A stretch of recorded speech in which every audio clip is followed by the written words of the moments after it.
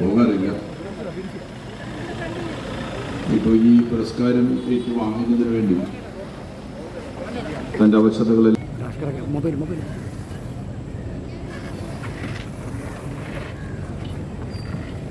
ശ്രീ ജഗദീഷ് ശ്രീകുമാർ അവരെ വലിയ ഒരു കയ്യടിയോടുകൂടി നമുക്ക് സ്വാഗതം ചെയ്യാം. ഈ വർഷത്തെ തെക്കുംകോളത്തുള്ള പുരസ്കാരം ഏറ്റുവാങ്ങുന്നതിനായി നമ്മോടൊപ്പം എത്തിച്ചേർന്ന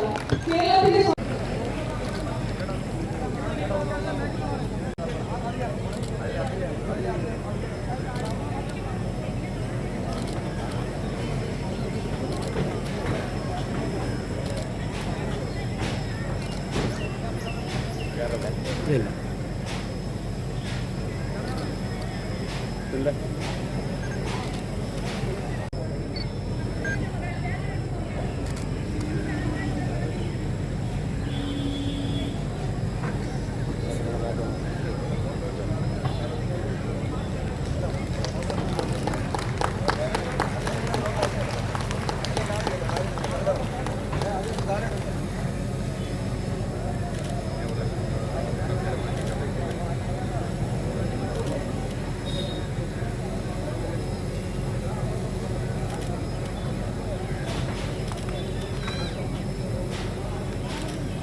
യോധ ആരുടെ സിനിമയാണ്? ലാലു പറയും അത് എൻ്റെ സിനിമയല്ല, അത് ജഗതിയുടെ സിനിമയാണ്. അത് ജഗതി ശ്രീകുമാർ എന്ന മഹാനടന്റെ മികച്ച പ്രകടനത്തിലുള്ള അർഹിക്കുന്ന അംഗീകാരമാണ് വാക്കുകൾ എന്ന് പറയുന്നത്. കഥാപാത്രം ഏതായാലും അത് തൻ്റെതായ രീതിയിൽ സംവിധായകനും രചയിതാവും പ്രതീക്ഷിക്കുന്നതിൻ്റെ എത്രയോ ഇരട്ടി തൻ്റെ സ്വതസിദ്ധമായ അഭിനയ പാഠവും കൊണ്ട് നൽകുന്ന അസാമാന്യ പ്രതിഭയാണ് ജഗതി. യോധയിലെ അപ്പുക്കുട്ടൻ, മിനി രണ്ടിലുമിലെ അച്യുതൻകുട്ടി, ഉദയനാണ് താരത്തിലെ പച്ചാളം ഭാസി, ഉർമിയിലെ കുറുപ്പ്, പാസഞ്ചറിലെ മിനിസ്റ്റർ, പരദേശിയിലെ അബ്ദുൾ റഹ്മാൻ, നിഴൽക്കൂത്തിലെ ജഗതിയുടെ ശ്രദ്ധേയമായ കഥാപാത്രം, ഇങ്ങനെ വൈവിധ്യമാർന്ന അനേകം കഥാപാത്രങ്ങളെ, നൂറുകണക്കായ കഥാപാത്രങ്ങളെ എന്ന് പറഞ്ഞാൽ വളരെയേറെ സ്വാധീനിച്ച ഒരു ഗാനചിത്രീകരണ രംഗത്തിലാണ് അദ്ദേഹം അതിൽ കാണാൻ വേണ്ടി സാധിക്കുന്നത്. ആ സിനിമയിൽ അദ്ദേഹത്തോടൊപ്പം മികവുറ്റ പ്രകടനം നടത്താൻ മോഹൻലാലിനെ പോലെ ഒരു താരത്തെ നമുക്ക് കാണാൻ സാധിക്കും. പക്ഷെ പട്ടാഭിഷേകം എന്ന് പറയുന്ന സിനിമയിലേക്ക് വരുമ്പോൾ ജഗതി മാത്രമായിട്ട് മാറുന്ന കാഴ്ചയാണ് നമുക്ക് കാണാൻ വേണ്ടി സാധിക്കുക. ഞാൻ ദീർഘമായിട്ട് വിന്യസിക്കുന്നില്ല.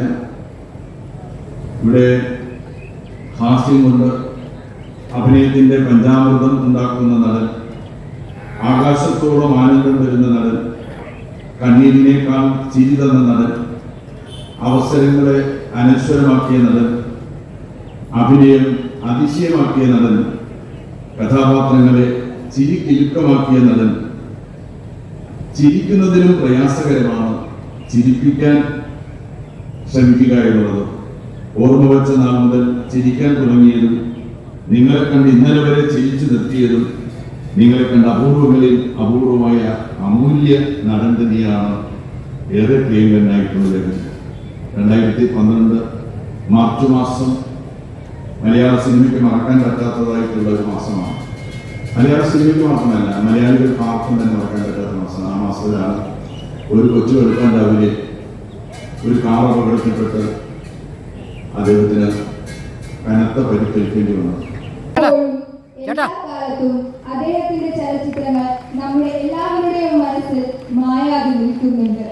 ചിരിപ്പിച്ചും ചിന്തിപ്പിച്ചും കരയിപ്പിച്ചുമെല്ലാം മലയാള സിനിമാ ലോകത്തിൽ തന്റെ കഴിവ് തെളിയിക്കുകയും ചെയ്തു.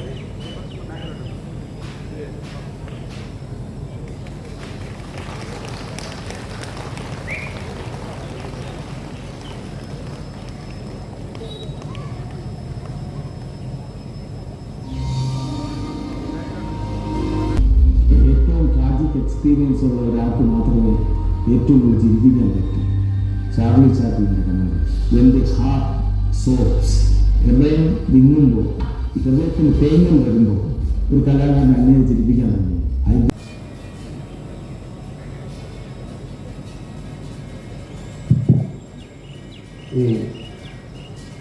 പരീക്ഷകളിൽ ഉന്നത വിജയം കരസ്ഥമാക്കിയവർക്കുള്ള സ്കോളർഷിപ്പ് നൽകുന്നുണ്ട്. ICSE 10th പരീക്ഷയിൽ 1ാം റാങ്ക് കരസ്ഥമാക്കിയ ശ്രേയ എസ് സ്റ്റേജിലേക്ക് വരിക. +2 പരീക്ഷയിൽ ഉന്നത മാർക്ക് വാങ്ങിയ ഗായത്രി ബി, ശ്രുതി രാജ്, അഭിരാം എ എന്നിവർ സ്റ്റേജിലേക്ക് വരിക. CBSE +2 പരീക്ഷയിൽ ഉന്നത വിജയം കരസ്ഥമാക്കിയ ദേവിക എസ്, അൽക്ക അജിത്ത് സ്റ്റേജിലേക്ക് വരിക. SLC പരീക്ഷയിൽ ഉന്നത വിജയം കരസ്ഥമാക്കിയ വൈഷ്ണവി RS, ദേവി പ്രിയ, ദർശൻ എന്നിവർ സ്റ്റേജിലേക്ക് വരിക. CBSE 10th സ്റ്റാൻഡേർഡിൽ പാർവതി M അഭിലാഷ് സ്കോളർഷിപ്പ്. CBSE 10ാം ക്ലാസ്സിലും +2 സയൻസ് വിഭാഗത്തിലും ഉയർന്ന മാർക്ക് വാങ്ങി വിജയിച്ച കുട്ടികൾക്കുള്ള സ്കോളർഷിപ്പ് നൽകുന്നത് കന്നഡ ഗംഗാധരൻ നായരുടെ ഭവനസ്മരണയ്ക്കായി മകൾ ഇന്ദിരാകുമാരി ഇന്ദിരാ ഭവൻ.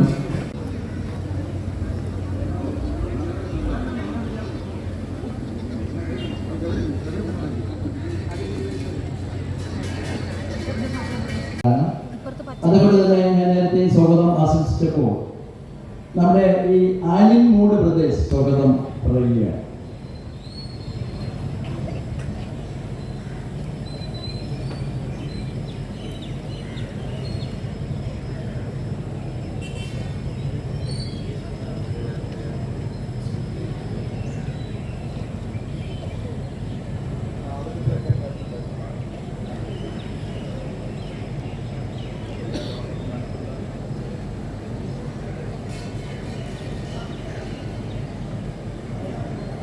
അടുത്തതായി ക്ഷേത്ര പ്രസിഡന്റ് ആദരിക്കുന്ന കുട്ടികളുടെ പേര് വിവരമാണ്.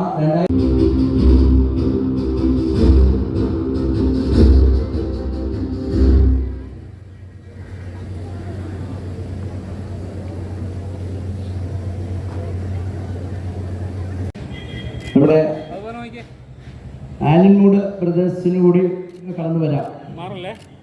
ആലിൻമൂട് ബ്രദേഴ്സ് സുഹൃത്തുക്കൾ.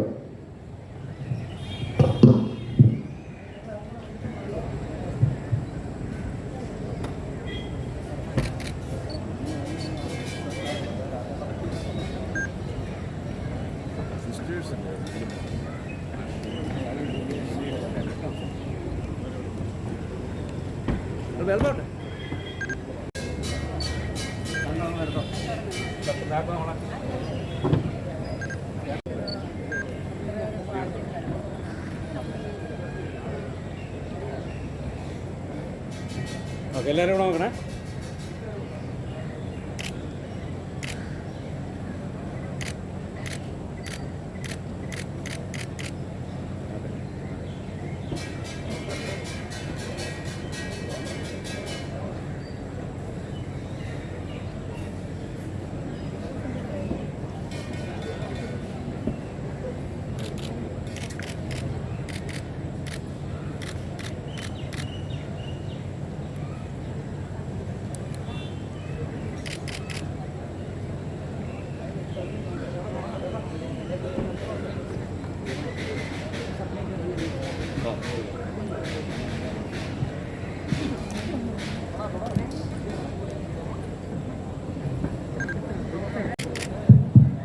മുഖ്യപ്രഭാഷണം നടത്തുന്നതിനായി റിട്ടയർഡ് ബഹുമാനപ്പെട്ട കൗൺസിലർ സാജു, പ്രദീപ് കുമാർ, അതേപോലെ തന്നെ പ്രിയപ്പെട്ട ട്രസ്റ്റിൻ്റെ ഭാരവാഹികളെ, പ്രിയമുള്ളവരെ, ഇന്ന് നന്മ